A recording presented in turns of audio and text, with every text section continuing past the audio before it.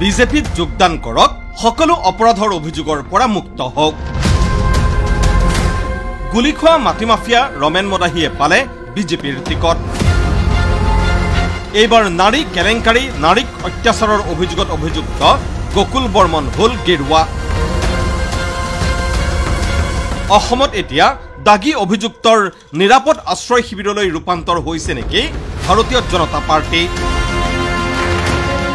ভাল সৎ লোকৰ সমানে বিগত 10 বছৰত অসম বিজেপিত ভিৰ কৰিছেহি এছাম দগাবাজ, ধুৰন্ধৰ, অসৎ আৰু কলংকিত ব্যক্তিয়ে। কোনোবাজন যদি কুখ্যাত মাফিয়া, কোনোবাজন কলংকিত আন জঘন্য অপৰাধত, কোনোবাজন যদি জেল ফেৰত, কোনোবাজনে খাইছে আৰক্ষীৰ গুলী। কাৰাগাৰত যেনেকৈ ভিন্ন অপৰাধৰ অভিযুক্তই ঠাহ খাই থাকে, আজিৰ ৰাজ্যিক বিজেপিৰো একেই দশা। অতীত হোৱা কথাবোৰ বাৰু বাদ দিলো। দুদিন পূৰ্বে ৰমেন মদাহীক বিটিচি নিৰ্বাচনৰ বিজেপিৰ প্ৰাৰ্থী ঘোষণা কৰি বিজেপিয়ে এক প্ৰকাৰ স্বীকৃতি দিলে কলংকিত ইতিহাস বিজেপিৰ বাবে ফেক্টৰ নহয়।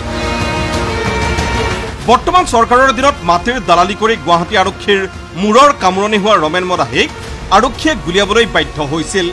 গুৱাহাটীৰ বহু পৰিয়ালক গৃহহীন, ভূমিহীন হ'বলৈ বাধ্য কৰাৰ আঁৰৰ মূল মানুহ এই ৰমেন মদাহী। আজি ৰাজ্যিক বিজেপিৰ নয়নৰ মণি এই ৰমেন মদাহী। ৰমেনৰ উত্থান দেখি বহি নাথাকিল এইজন গকুল বৰ্মন। ঘৰত পত্নী সন্তানক এৰি ডিব্ৰুগড়ৰ এগৰাকী আৰক্ষী কনিষ্টবল যুৱতীৰ প্ৰেমত মচগুল হৈছিল গকুল বৰ্মন।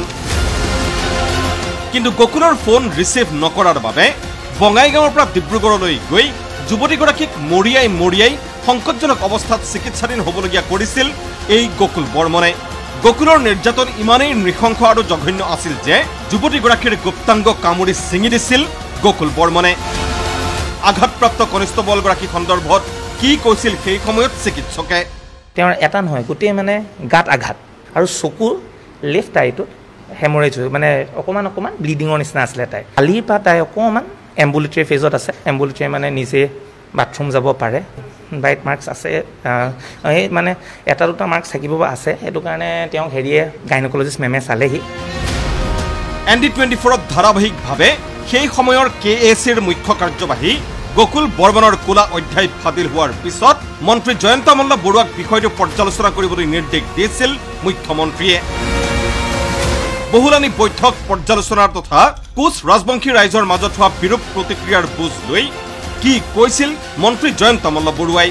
KACৰ যিখিনি আমাৰ এক্সিকিউটিভ মেম্বাৰ বা জেনেৰেল মেম্বাৰ গোটেইখিনি আহিছিল, তেওঁলোকৰ লগত মই আলোচনা কৰিছোঁ আৰু তেওঁলোকৰ মত অভিমতখিনিও লৈছোঁ আৰু এই অভিমতখিনি মুখ্যমন্ত্ৰী ডাঙৰীয়াক জনাইছোঁ আৰু দলৰ শীৰ্ষ নেতৃত্বকো জনাম। সেইমতে দলে সিদ্ধান্ত ল'ব।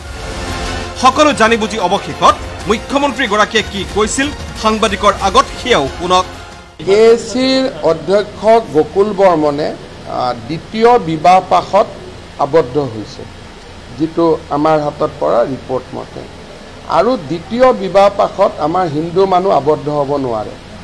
গতিকে গকুল বৰ্মনক আমি ৰিজাইন দিবৰ কাৰণে ৰিকুৱেষ্ট কৰিম, কাৰণ তেওঁ এজন নেতা হয়। যদি ৰিজাইন নিদিয়ে তেতিয়া ব্যৱস্থা ল'ব লাগিব। অৱশেষত গকুল বৰ্মনে KACৰ পৰা খেদা খাইছিল। সকলো জানে ৰাজ্যিক বিজেপিয়ে।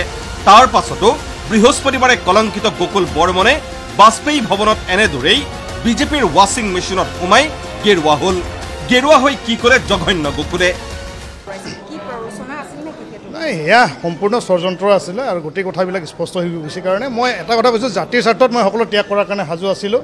আৰু যেতিয়াই মোৰ ওপৰত অভিযোগ আছিল তেতিয়াই মই কৈছোঁ মোৰ কোনো ধৰণৰ আপত্তি নাই। জাতিৰ যিকোনো আক্ৰাসৰ সাধাৰণ সম্পাদক মই পদত্যাগ কৰিছিলোঁ। এটা সময়ত কমতাপুৰ স্বায়ত্তশাসিত পৰিষদৰ দায়িত্বৰ পৰা মই সাময়িকভাৱে অব্যাহতি লৈছিলোঁ। গতিকে মই যেতিয়াই অসমৰ মাননীয় মুখ্যমন্ত্ৰী ডাঙৰীয়াই মোক যেতিয়াই যি দায়িত্ব দিয়ে, মই সেই দায়িত্ব আখৰে আখৰে পালন কৰাৰ কাৰণে মই চেষ্টা কৰিম। বিজেপিত দগাবাজৰ ভিৰ এইদৰে বাঢ়ি অহাত আজি বহুজন ক্ষোভিত। সেয়েহে কথাটো সোধা হৈছিল ৰাজ্য সভাপতি দিলীপ শইকীয়াক। ব্যক্তিৰো ভাল বেয়া গোটেইবিলাক দিশ থাকে। গতিকে এনেকুৱা দুই এটা সৰু সুৰা আহে। বিজেপিত আহিলে যদি কোনোবাই অৱগুণটো লৈ আহে, লাহে লাহে কমি যায়। আৰু কোনোবাই যদি নিজে চিধা নহয়, তেতিয়াহ'লে তেওঁ বিজেপিত বেছিদিন দৃষ্টি থাকিব নোৱাৰে। এতিয়া প্ৰশ্ন উঠিছে শান্তি আৰু সমৃদ্ধিৰ চিন বগা পদুমযুক্ত বিজেপিয়ে একাংশ দগাবজক শান্তিৰ পথলৈ আনি দলটোক কিমান সমৃদ্ধ কৰিব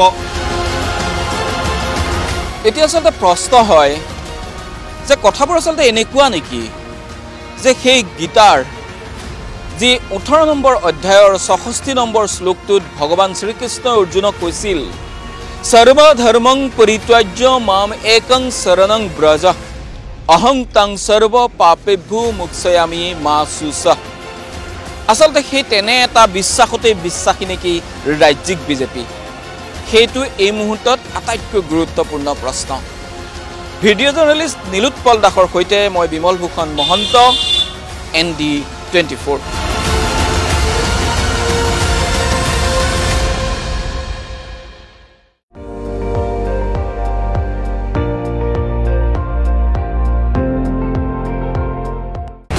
আপুনি চাই আছে ND24 সৰ্বশ্ৰেষ্ঠ নহয় সৰ্বোত্তমৰ দৌৰা